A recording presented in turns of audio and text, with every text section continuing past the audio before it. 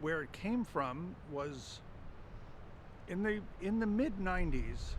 There were there seemed to be a lot of lists circulating around, kind of mean-spirited lists indicating how lacking these students were as they were getting out of high school in knowledge, and it was very much the sort of boomer arrogant, they don't know anything. Look at all that I knew when I got out of high school. Well, we're not sure anybody captured exactly what that list was like then. But as we saw some of these lists, Tom McBride in the English department and I were having a conversation about how the whole purpose of higher education is to broaden those horizons and lift those viewpoints.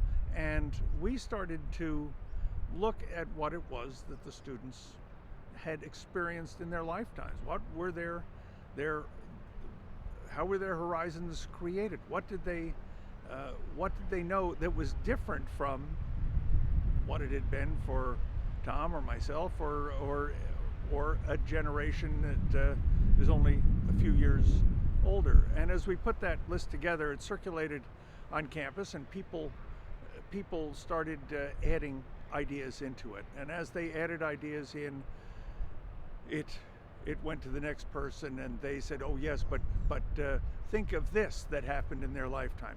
And so we got away from very quickly the concept of just looking at a chronological list of what happened the year they were born, and more into what had shaped their life as they became aware of books, of media, of ideas, of school, and technology and language. And so those became kind of the categories we dealt with, and we started to develop the list.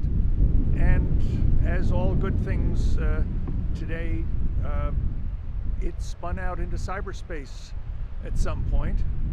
And next thing we knew, we were getting calls from such places as the Wall Street Journal saying, "Tell us more about this list." And it came as a bit of a shock to us that it had moved that far that quickly. But